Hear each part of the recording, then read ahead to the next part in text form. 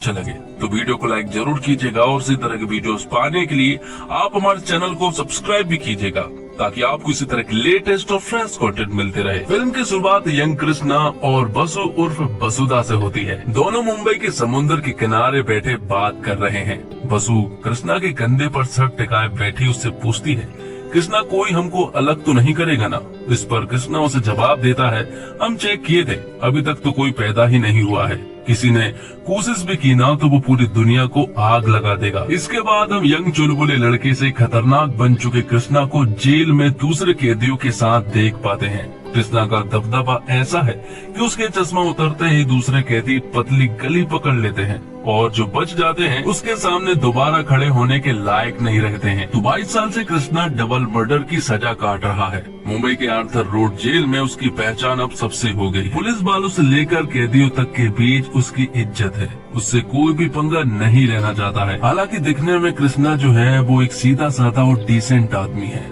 लेकिन फिर भी उससे कोई भी पंगा नहीं लेता है क्योंकि उसकी असलियत के बारे में सभी अच्छे से जानते हैं। जेल में कुछ बदमाश गुंडे भी हैं जो कि कृष्णा की असलियत से वाकिफ नहीं है, लेकिन कृष्णा जो है वो वक्त आने पर ही उन्हें मजा चखाता है। तब तक वो उनके सामने बिल्कुल सीधा साधा रहता है। इसी बीच उसे पता चलता है कि उसकी 25 साल की सजा को घटा दिया गया है और उसे अब घर जाना होगा, तो वो पूरी तरह से डर जाता है। बचपन में ही अनाथ हो गए कृष्णा के पास वापस जाने का कोई घर नहीं है। वसुधा उसका सब कुछ थी, लेकिन जिंदगी के जिस मोड़ पर वो दोनों खड़े हैं वहाँ एक दूसरे को अपनाना नामुमकिन है। ऐसे में वो जेल से निकल कर करेगा क्या? साथ ही वो ये भी कह देता है कि वो बाहर जाने के लिए बिल्कुल भी तैयार नहीं है, लेकिन इसका कोई भी फायदा नहीं था क्योंकि उसकी अगले दिन रिहाई थी। लेकिन कृष्णा ऐसा होना नहीं देना चाहता है, वो जेल में ही रहना चाहता है। इसलिए वो जेल के सबसे बदमाश आदमी के पास जाता है और उसे वो बेरहमी से मारता है। लेकिन यहाँ पर उस बदमाश आदमी को लोग बचाकर ले जा लेते हैं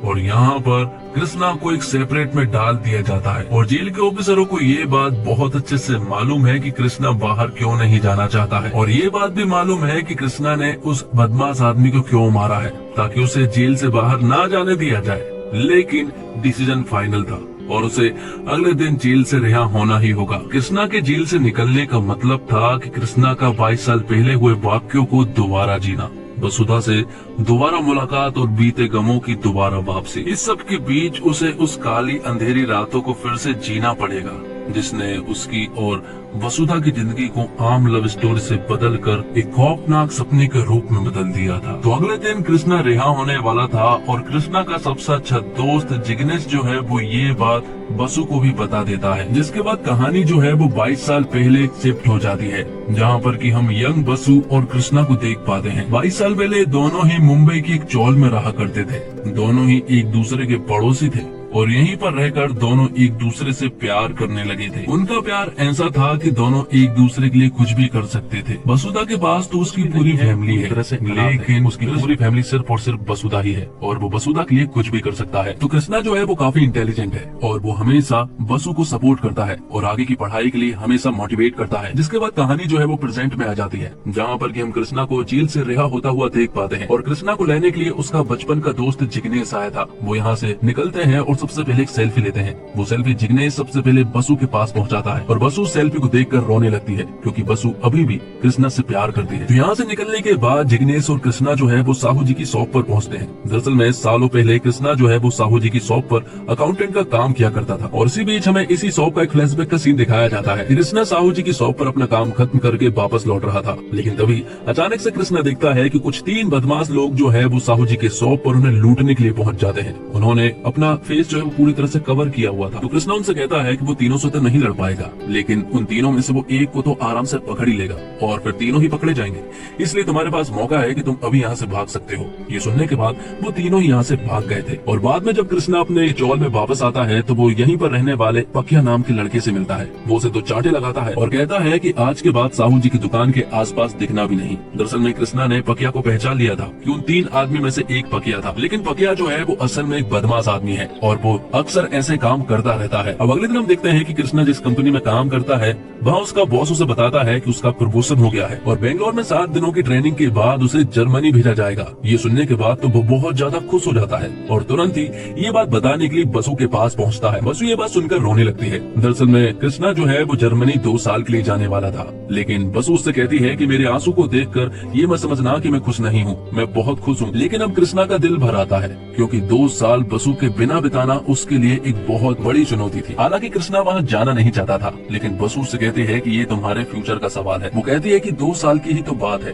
2 साल के बाद वो दोनों शादी कर लेंगे और फिर हमेशा साथ रहेंगे। जिसके बाद वो अपने जॉल में वापस जाने लगते हैं। वो चौराहे पर रुकते हैं जहाँ पर की बसु कृष्णा से कहती है कि मैं यहाँ से जाती हूँ और वो 5 मिनट के बाद आए, वरना सभी को शक हो जाएगा। और जब बसु चौल में जा ही रही थी कि तभी अचानक से 3 बदमाश लड़के यहाँ पर बसु को पकड़ लेते हैं और वो बसु के साथ दुष्कर्म करने की कोशिश भी कर रहे थे और उन 3 लड़कों में से एक लड़का पक गया था। तब यहाँ पर कृष्णा पहुँचता है और वो उन 3 लड़कों को बुरी तरह से मारने लगता है। उसके हाथ एक हथियार भी लग चुका था, जिस वजह से वो उन तीनों में से 2 की जान ले लेता है और पकिया यहाँ से भाग चुका था। यहाँ से वो उन दोनों को सड़क पर घसीटते हुए लेकर आता है और खुद को सरेंडर कर देता है। जिसके बाद कहानी जो है वो पाते हैं जो कि 22 सालों के बाद चौल में वापस आया था।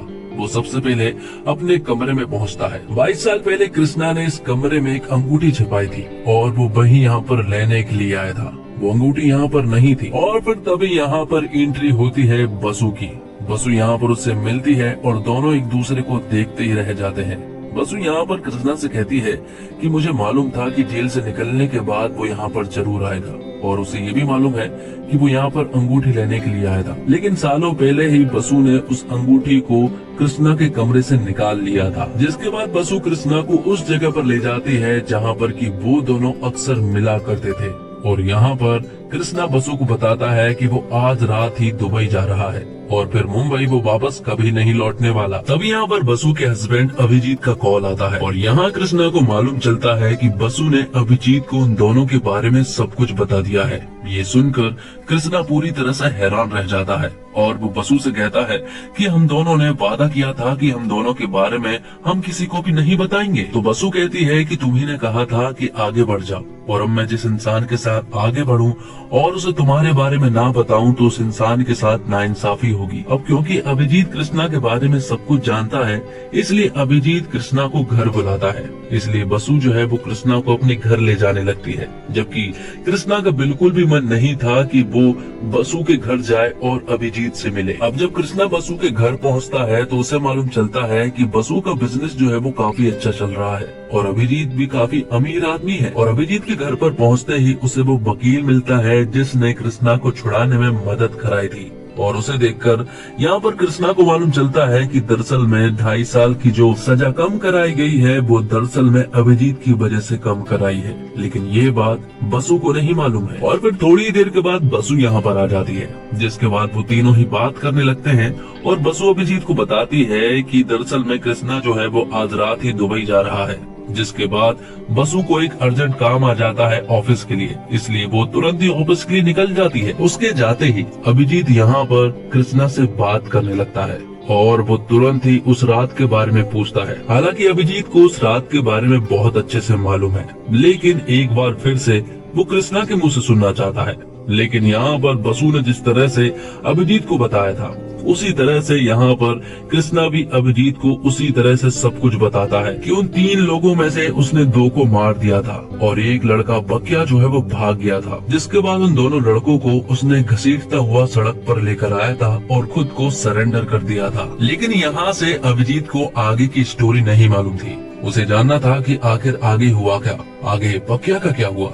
जिस पर कि यहाँ पर कृष्णा बताता है कि उसके जेल जाने के बाद उसे सिर्फ और सिर्फ एक ही चिंता सता रही थी कि जेल में आ जाने के बाद अब बकिया जो है वो बसु के साथ कुछ कर ना दे। इसलिए कृष्णा ने बसु को अपनी पूरी फैमिली को लेकर मुंबई छोड़ने को कहा था। तब बसु ने ऐसा ही किया था और उसकी पूरी फैमिली मुंबई छोड़कर चली गई थी। और फिर कुछ दिनों के बाद कृष्णा को मालूम चलता है कि थाईलैंड में महेश नाम का एक बहुत बड़ा गैंगस्टर जो है वो अरेस्ट हो चुका है और उसे थाईलैंड से अब इंडिया लाया जा रहा है। लेकिन इंडिया में भी उसके बहुत सारे दुश्मन हैं। तो महेश जो है वो उसी जेल में आ जाता है जिस जेल में कृष्णा है। तब कुछ क्रिमिनल्स को जेल में लाया जाता है जो कि महेश को मारना चाहते थे और महेश जो है वो यहाँ पर कृष्णा के शरण में आ जाता है और कृष्णा भी महेश को बचाने वाला है, क्योंकि उन क्रिमिनल्स में से एक क्रिमिनल पकिया है। तो पकिया के साथ 4-5 लोग और भी हैं जो कि यहाँ पर महेश को मारने वाले हैं। एक दिन वो मौका देकर महेश को मारने के लिए आते हैं, लेकिन उसका सामना जो है वो कृष्णा से हो जाता है और कृष्णा यहाँ पर पकिया को बुरी तरह से मारता है और उसकी जान ले लेता है। तो पकिया को किस तरह से मारा कृष्णा जब ये सारी स्टोरी अभिजीत को बता रहा होता है कि तभी पीछे से ये सारी बातें बसु भी सुन लेती है। और फिर बाद में महेश ने ही यहाँ पर कृष्णा की मदद की थी दुबई जाने के लिए और वो उसका सारा खर्चा भी उठा रहा था। कृष्णा ने पकिया को जेल में मार दिया था, ये बात बसु को नहीं मालूम थी, जिस वजह से वो उससे कुछ बात करना चाहती थी। इसलिए यहाँ पर बसु जो है वो कृष्णा को नीचे तक छोड़ने के लिए आती है और वो कृष्णा से कहती है कि इन 22 सालों में कोई दिन ही ऐसा होगा जब उसने इस पल के बारे में सोचा ना हो।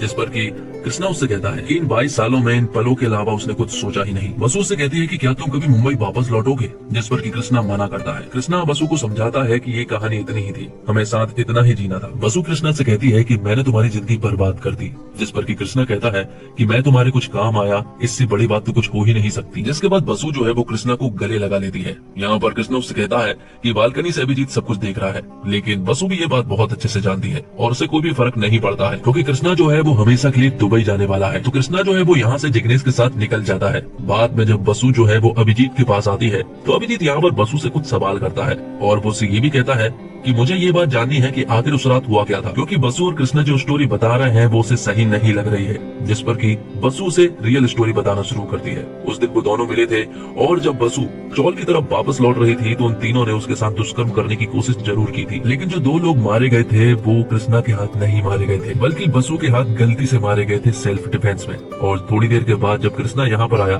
तब तक पके यहाँ से भाग चुका था और वो दोनों लड़के मारे गए थे। ये देखकर यहाँ पर बसु पूरी तरह से घबरा जाती है और यहाँ पर कृष्णा उससे कहता है कि घबराने की कोई भी बात नहीं है, क्योंकि वो इस सारा इल्जाम अपने ऊपर लेने वाला है। कृष्णा यहाँ पर बसु को बहुत अच्छे से समझा देता है और उसे अपने घर भेज देता है। बाद में कृष्णा ने खुद को सरेंडर कर दिया था और अगले दिन बसु जब उससे मिलने के लिए आई थी तो उसने उससे कह दिया था कि वो अपनी फैमिली के साथ दूर चले जाए और आज के बाद वो उससे मिलने के लिए कभी ना आए। साथ ही उसने उसे आगे बढ़ने के लिए भी कह दिया था, मतलब कि शादी करने के लिए। तो इस तरह से कृष्णा ने अपनी पूरी जिंदगी जो है वो अपने प्यार के लिए दांव पर लगा दी थी। तो दोस्तों, फिल्म औरों में कहा